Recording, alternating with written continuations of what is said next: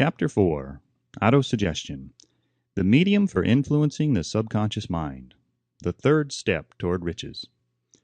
Autosuggestion is a term which applies to all suggestions and all self-administered stimuli which reach one's mind through the five senses. Stated in another way, autosuggestion is self-suggestion. It is the agency of communication between that part of the mind where conscious thought takes place and that which serves as the seat of action for the subconscious mind. Through the dominating thoughts which one permits to remain in the conscious mind, whether these thoughts be negative or positive is immaterial, the principle of autosuggestion voluntarily reaches the subconscious mind and influences it with these thoughts. No thought, whether it be negative or positive, can enter the subconscious mind without the aid of the principle of autosuggestion, with the exception of thoughts picked up from the ether. Stated differently, all sense impressions which are perceived through the five senses are stopped by the conscious thinking mind and may be either passed on to the subconscious mind or rejected at will. The conscious faculty serves, therefore, as an outer guard to the approach of the subconscious. Nature has so built man that he has absolute control over the material which reaches his subconscious mind through his five senses, although this is not meant to be construed as a statement that man always exercises this control. In the great majority of instances, he does not exercise it, which explains why so many people go through life in poverty. Recall what has been said about the subconscious mind resembling a fertile garden spot in which weeds will grow in abundance if the seeds of more desirable crops are not sown therein. Autosuggestion is the agency of control through which an individual may voluntarily feed his subconscious mind on thoughts of a creative nature or, by neglect, permit thoughts of a destructive nature to find their way into this rich garden of the mind. You were instructed in the last of the 6 steps described in the chapter on desire to read aloud twice daily the written statement of your desire for money and to see and feel yourself already in possession of the money. By following these instructions, you communicate the object of your desire directly to your subconscious mind in a spirit of absolute faith. Through repetition of this procedure, you voluntarily create thought habits which are favorable to your efforts to transmute desire into its monetary equivalent. Go back to these 6 steps described in Chapter 2 and read them again very carefully before you proceed further.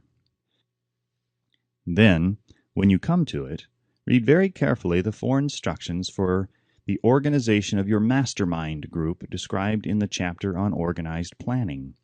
By comparing these 2 sets of instructions with that which has been stated on autosuggestion, you, of course, will see that the instructions involve the application of the principle of autosuggestion.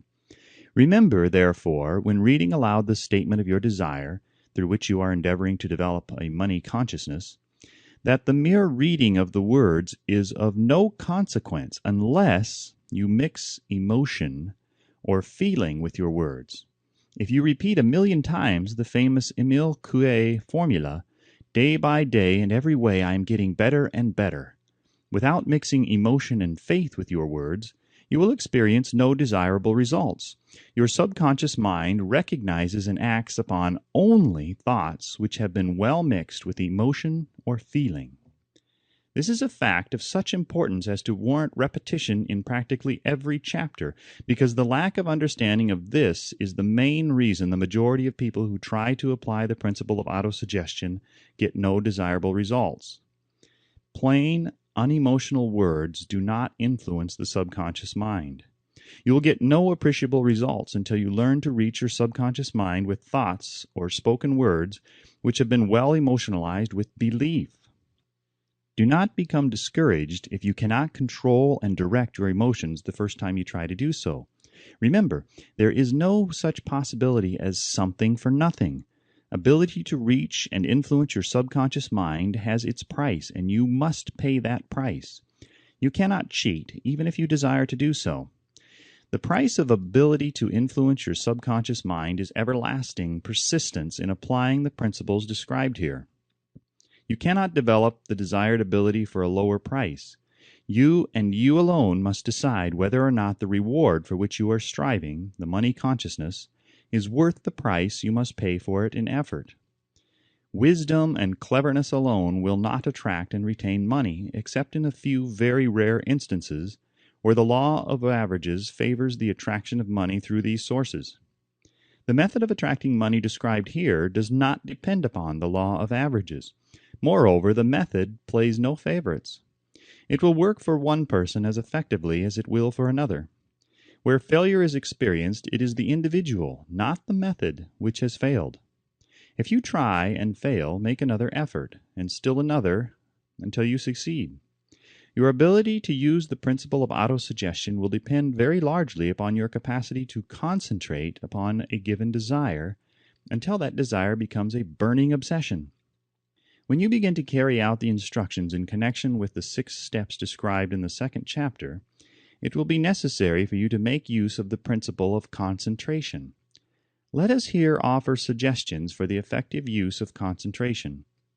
When you begin to carry out the first of the 6 steps, which instructs you to fix in your own mind the exact amount of money you desire, hold your thoughts on that amount of money by concentration or fixation of attention, with your eyes closed until you can actually see the physical appearance of the money.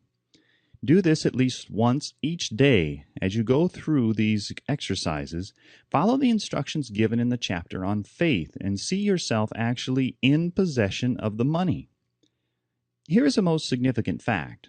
The subconscious mind takes any orders given it in a spirit of absolute faith and acts upon those orders, although the orders often have to be presented over and over again through repetition before they are interpreted by the subconscious mind. Following the preceding statement, consider the possibility of playing a perfectly legitimate trick on your subconscious mind by making it believe, because you believe it, that you must have the amount of money you are visualizing, that this money is already awaiting your claim, that the subconscious mind must hand over to you practical plans for acquiring the money which is yours. Hand over the thought suggested in the preceding paragraph to your imagination, and see what your imagination can or will do to create practical plans for the accumulation of money through transmutation of your desire. Do not wait for a definite plan through which you intend to exchange services or merchandise in return for the money you are visualizing, but begin at once to see yourself in possession of the money, demanding and expecting meanwhile that your subconscious mind will hand over the plan or plans you need. Be on the alert for these plans, and when they appear, put them into action immediately. When the plans appear, they will probably flash into your mind through the 6th sense in the form of an inspiration. This inspiration may be considered a direct telegram or message from the infinite intelligence. Treat it with respect and act upon it as soon as you receive it. Failure to do this will be fatal to your success.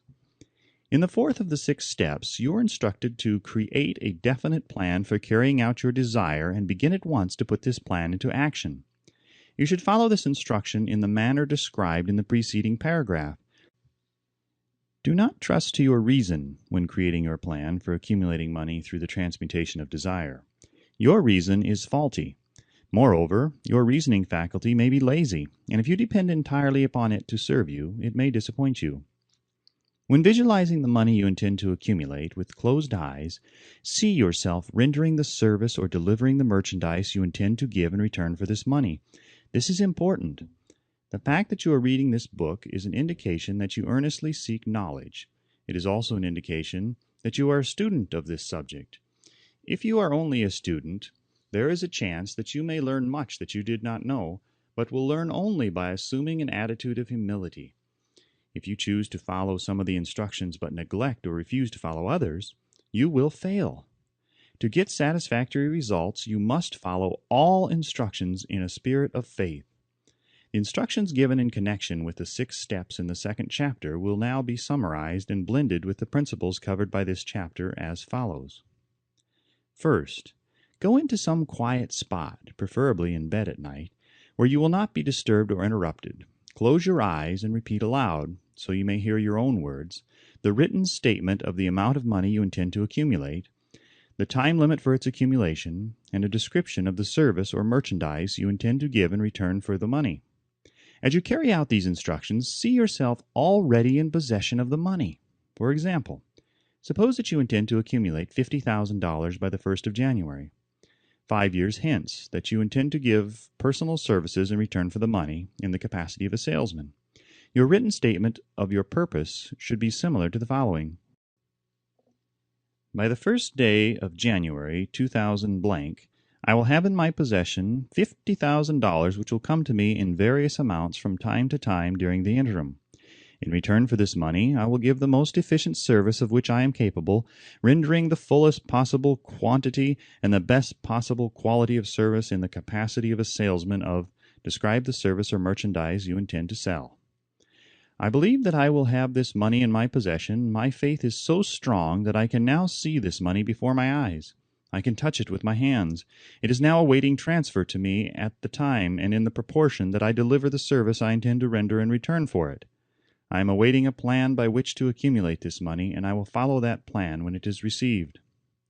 Second, repeat this program night and morning until you can see, in your imagination, the money that you intend to accumulate. Third, place a written copy of your statement where you can see it night and morning and read it just before retiring and upon arising until it has been memorized. Remember, as you carry out these instructions, that you are applying the principle of autosuggestion for the purpose of giving orders to your subconscious mind. Remember also that your subconscious mind will act only upon instructions which are emotionalized and handed over to it with feeling. Faith is the strongest and most productive of the emotions. Follow the instructions given in the chapter on faith. These instructions may, at first, seem abstract. Do not let this disturb you. Follow the instructions, no matter how abstract or impractical they may at first appear to be. The time will soon come, if you do as you have been instructed, in spirit as well as in act, when a whole new universe of power will unfold to you. Skepticism in connection with all new ideas is characteristic of all human beings. But if you follow the instructions outlined, your skepticism will soon be replaced by belief, and this, in turn, will soon become crystallized into absolute faith. Then you will have arrived at the point where you may truly say, I am the master of my fate. I am the captain of my soul. Many philosophers have made the statement that man is the master of his own earthly destiny, but most of them have failed to say why he is the master. The reason that man may be master of his own earthly status, and especially his financial status, is thoroughly explained in this chapter. Man may become the master of himself and of his environment because he has the power to influence his own subconscious mind, and through it gain the cooperation of infinite intelligence. You are now reading the chapter which represents the keystone to the arc of this philosophy. The instructions contained in this chapter must be understood and applied with persistence if you succeed in transmuting desire into money. The actual performance of transmuting desire into money involves the use of autosuggestion as an agency by which one may reach and influence the subconscious mind. The other principles are simply tools with which to apply autosuggestion. Keep this thought in mind, and you will at all times be conscious of the important part the principle of autosuggestion is to play in your efforts to accumulate money through the methods described in this book. Carry out these instructions as though you were a small child. Inject into your efforts something of the faith of a child. The author has been most careful to see that no impractical instructions were included because of his sincere desire to be helpful. After you have read the entire book, come back to this chapter and follow in spirit and in action this instruction. Read the entire chapter aloud once every night until you become thoroughly convinced that the principle of autosuggestion is sound, that it will accomplish for you all that has been claimed for it. As you read, underscore with a pencil every sentence which impresses you favorably. Follow the foregoing instruction to the letter, and it will open the way for a complete understanding and mastery of the principles of success.